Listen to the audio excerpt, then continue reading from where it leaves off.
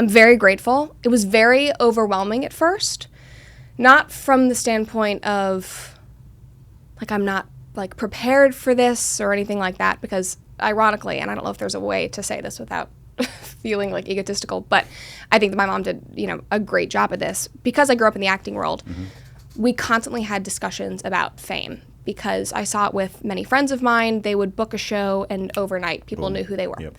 And so my mom never wanted that to come as a surprise for me, because there would be times when I would be, like, 4 auditions in for series regular on some TV show, or we find out that I have had, like with Marvel movies and movies of that caliber, they always hide the movie that you're auditioning for, and they don't actually give you the script, so you're just kind of, like, auditioning for a fake movie, basically. So I realized, like, 2 months in that I was, in the running for a Wolverine movie. Anyway, so, like, that stuff was all very close and tangible. So we would have those conversations a lot of, what boundaries would you put in place if this happened? What about yourself would you give to the public? What does fame mean? So that was something that we had been talking about for a long time. And then when I left acting, I thought I'm never going to have to use that. Yeah.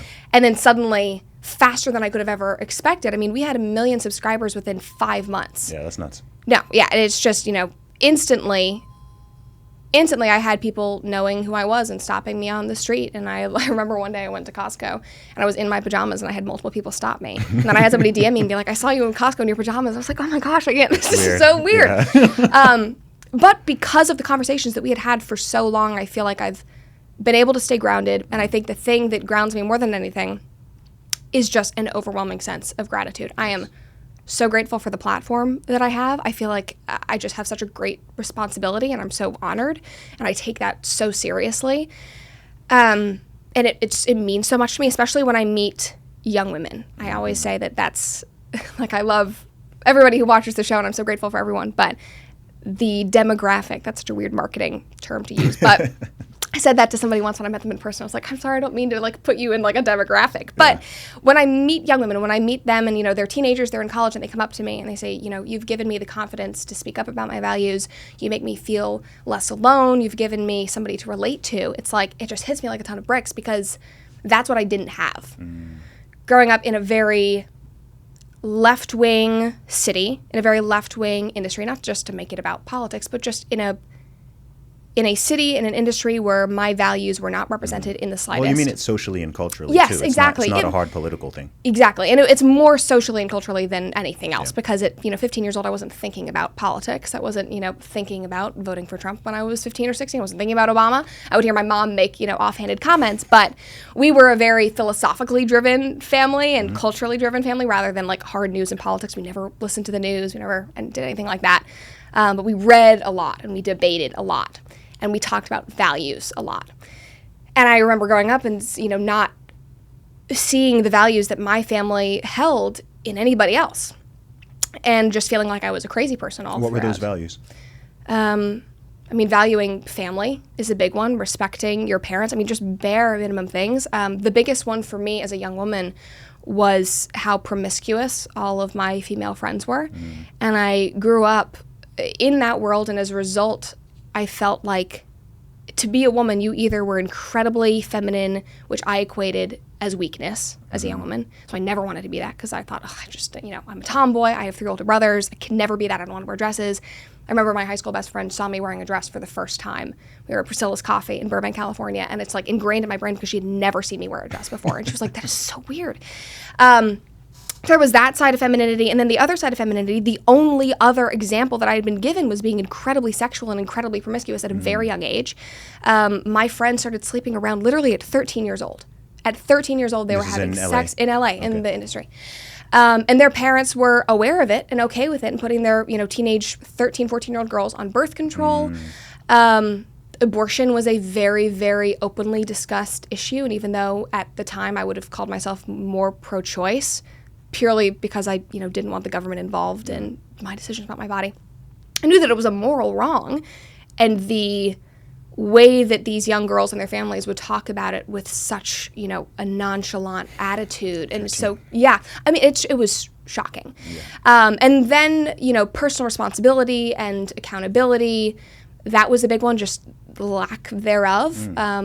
Being solely driven by fame was another one. I just felt like everybody in that world was very superficial, was not grounded in the slightest, and it was just a hard world to grow up in. And so I felt like I was kind of in this bubble with my mom. Like, I would go out into the world and I would be, on sets, be with all these actors, be with my acting friends and all that stuff, and I would come home.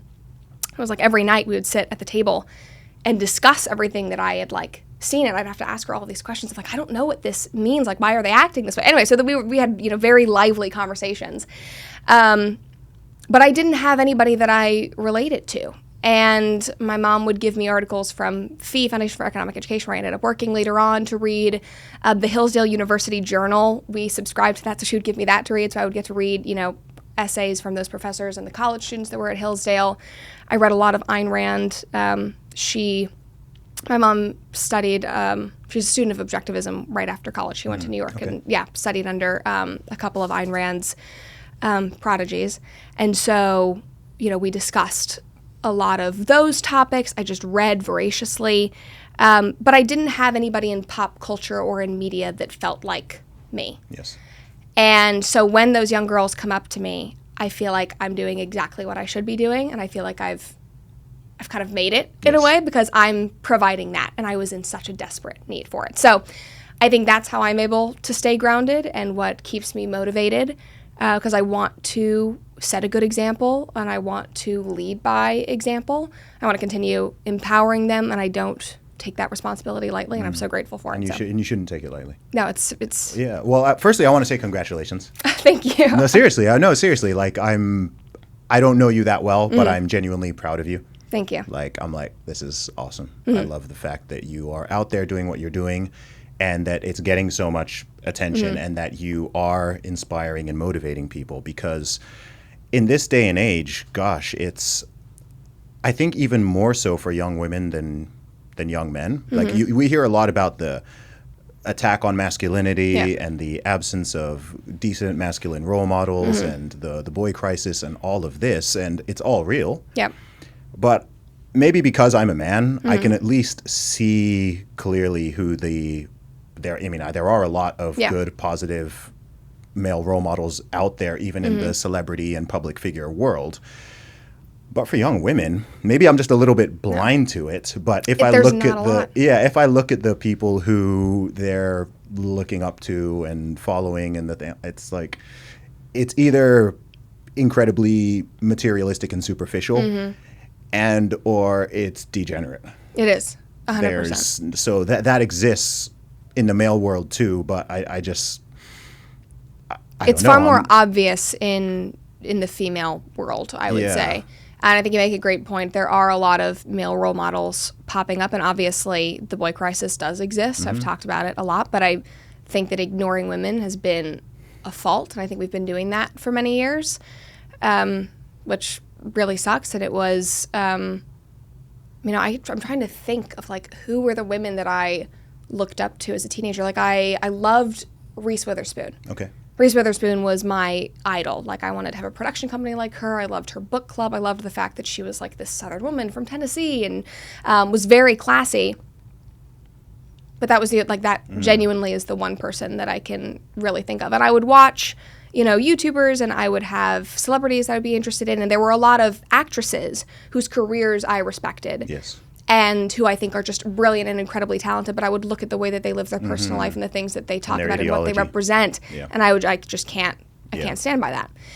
And I think that there are fewer women in this space talking about culture, talking about ideology, talking about politics than there are men. I think that this has been. Yeah, well, I think it's a weird one, because almost by definition, most conservative women who are living conservative lives are not going to be out there on Instagram and YouTube and TikTok and whatever. Almost by definition, it's kind of why the whole trad thing is kind of funny to me. Yes, because I'm those aren't actually trad wives. I'm like, can you have 6 million followers and be trad? That's not work, be a stay-at-home mom. Yeah, exactly. Well, that's part of the whole that trad thing has just become an aesthetic, and it's a good aesthetic because I think that it's inspiring a lot of women, and I would rather they have that example than twerking. Yeah, exactly. Yeah. But I think that is a very important thing to point out, because I think we get lost in that.